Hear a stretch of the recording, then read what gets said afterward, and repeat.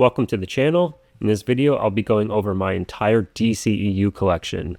I'll be going in chronological order in which these films were released. I hope you enjoy. The first movie in the DCEU was 2013's Man of Steel. This digibook was an exclusive to Target. The book inside features excerpts from Man of Steel inside the legendary world of Superman. It also comes with exclusive bonus features. The lenticular cover is pretty cool. It features both Superman and General Zod. This was a pretty divisive film to kick off this universe, but I'm a fan of this movie. The third act is a bit bloated, but at least in the film we get to see Superman fight other meta beings, unlike that snooze fest Superman Returns. I love the dueling ideologies of Pa Kent and Jor-El, both played superbly by Kevin Costner and Russell Crowe. I'm probably in the minority, but I actually prefer Hans Zimmer's Superman theme over John Williams. Henry Cavill was a great choice for the role of Superman, and I just wish he got another solo movie.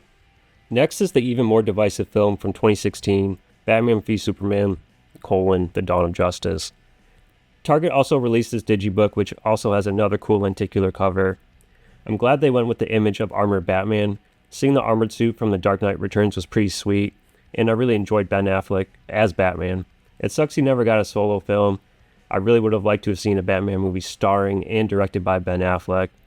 This Blu-ray comes with the Ultimate Edition, which is an improvement over the theatrical release, adding an additional 30 minutes to flesh out the story and fill in some plot holes. It still doesn't fix that abysmal Martha scene, though. Why did you say that name? In the same year as Batman v Superman, we got Suicide Squad. I got another exclusive digibook from Target, but the lenticular cover is definitely inferior compared to the prior two. While the previous two films were divisive, this film is universally panned. I initially enjoyed the movie, but with each subsequent viewing, my enjoyment of this film has just fucking plummeted. There's some stuff in the film that works, like the casting of Margot Robbie as Harley Quinn, and El Diablo's character arc. Seeing characters like Killer Croc, Katana, and Captain Boomerang was also cool to see, but narrative-wise, this movie's just a fucking mess.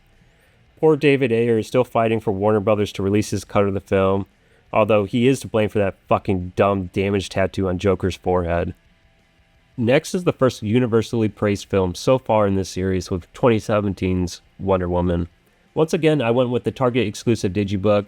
The lenticular cover is a step up from the Suicide Squad, with actually having two images this time. Patty Jenkins did a great job with this film. Can't say that about the sequel, but we'll get there. The No Man's Land scene is easily one of the top scenes in all of comic book movies. Also, I do get pretty choked up at the end when Chris Pine sacrifices himself. The Wonder Woman theme is probably the most instantly recognizable theme for any superhero of the last 10 years. I don't have any qualms really with this film, other than maybe the climactic fight with Ares at the end could have been better, but other than that, I love this movie. Next was the pretty disappointing Justice League. And just an FYI, all these movies won't be digibooks, but I bought this digibook because the cover was very much inspired by Alex Ross. I wish they actually commissioned Alex Ross to paint something for this movie. There was a Steelbook that came out for this movie and was drawn by famous DC artist Jim Lee. Maybe someday if I come across it for super cheap, then I'll double dip. As for this movie, it's a fucking mess, which isn't surprised since the production was also a fucking mess. Snyder was either fired or left after the tragic loss of his daughter. Joss Whedon came in, completely changed the movie, and was told the movie couldn't be any longer than 2 hours, and they couldn't delay the movie so that Warner executives could get their yearly bonus. Luckily, Snyder's vision finally came out, and it's vastly superior to this, and there's no real reason to watch this version anymore. After the Justice League debacle, we got the only film in this entire series to make $1 billion at the box office. And it's somewhat surprising since it's a character that's been made fun of in pop culture ever since the Super Friends cartoon. This would be the final DCEU film to get the digibook treatment, and it's one of my favorites. It's odd that they didn't go with Ocean Master as the other image for the cover since he's the main antagonist, but Black Manta is the most recognizable villain in Aquaman's Rogues Gallery. Also, what I like about this digibook is seeing how often they reference Yvonne Reese's artwork. I think I'm pronouncing his name correctly. He's one of my favorite artists, and his work on Aquaman with Jeff Johns was great. A lot of this movie takes inspiration from their run on the character, and I highly recommend anyone to check it out. The movie itself is pretty fun, and it was the first solo DCEU movie to not take itself so goddamn serious. It doesn't shy away from the goofier elements of the character, It certainly helps having Jason Momoa in that role, since he has a natural charisma and an inherent likability to him, so he doesn't look completely ridiculous wearing that classic Aquaman costume. This Blu-ray comes with a bevy of special features, so it's definitely worth owning and having in my collection. Next is Shazam, and this didn't get a Digibook release, but it did release with a lenticular cover, which makes total sense since the titular character turns from a kid into a superhero. This did get a Best Buy exclusive Steelbook, but the cover was just the logo. Like, seriously, Warner Brothers? Anyway, this movie was a bit of a departure for this series, and it was technically made by another studio, that being New Line Cinema, which is owned by Warner Brothers. It has a family-friendly tone to it, which works for this character. There are some horror elements in it, which makes sense given director David F. Sandberg's previous films were horror films. He did a great job with this film, and Mark Strong as Dr. Sivana was great. It was nice seeing him in another DC film after being one of the bright points in the Green Lantern movie. Would have been nicer if Shazam faced off against Black Adam, but maybe in the sequel.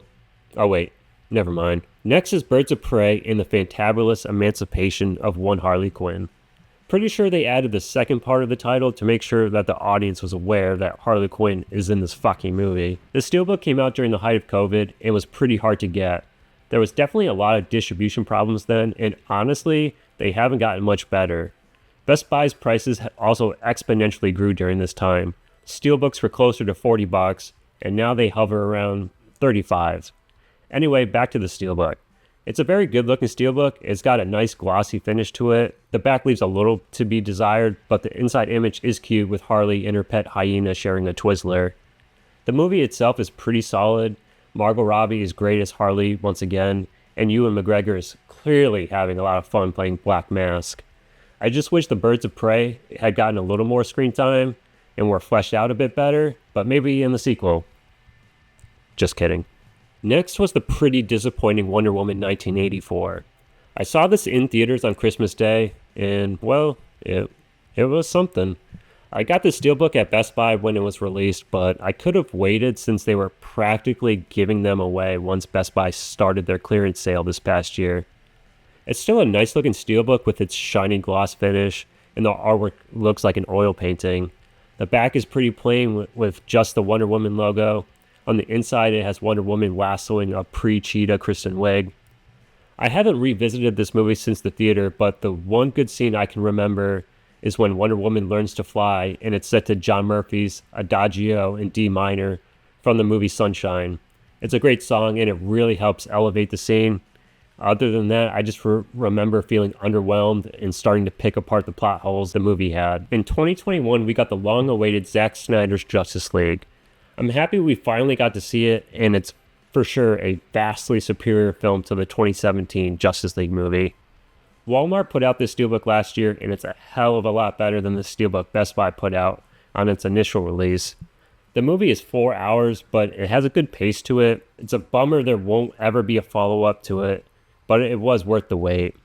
Plus, the people who petitioned for this film to get released did raise a lot of money for suicide awareness, which should be commended. Next is James Gunn's The Suicide Squad. I bought this Target exclusive, well, actually I pre-ordered it, and it never shipped, so I just went into a Target and bought it off the shelf. We were 1 year into the pandemic, and there was still distribution problems. Anyway, this is a cool exclusive because you can interchange the R cards and display the Blu-ray with a different cover image. Each R card comes with an image of one of the characters, and on the reverse side is the character's trademark. I picked Captain Boomerang since he's one of my favorite characters in the Suicide Squad comics. I need to rewatch this movie. I haven't seen it since the theaters, and it was not a great experience. That's not to say I didn't like the movie, just the person I was with kind of took away my enjoyment of the movie. And now we've come to Black Adam, a movie that feels like it was born out of The Rock's ego. I bought this Target exclusive because it came with R cards of the Justice Society, which are hands down the best part of this fucking movie. I love seeing characters like Hawkman, Atom Smasher, and Dr. Fate. Pierce Brosnan steals the film as Dr. Fate. The Blu-ray does come with some good special features, even if they are pretty brief. Also, like, how the fuck do we get 2 Shazam movies and a Black Adam movie, and the 2 characters never come face to face? Thanks a lot, Dwayne. Next is Shazam 2, or Shazam Fury of the Gods, which is slightly inferior to the first one, but it's still as entertaining. I bought this Steelbook from Best Buy. Out of all the exclusives, I like this cover image the most because of how metal it looks. You got a dude holding a wizard staff, standing in front of a dragon made of tree bark. I mean, come on. You got the three daughters of Atlas on the back, which is cool, but I like the inside art with Shazam and Helen Mirren's character having a conversation while sharing some cheesesteaks, which makes sense since the movie takes place in Philly. Next was the very highly anticipated DC film, The Flash. This movie had so much hype behind it, and I think even its biggest supporters would say it didn't live up to it.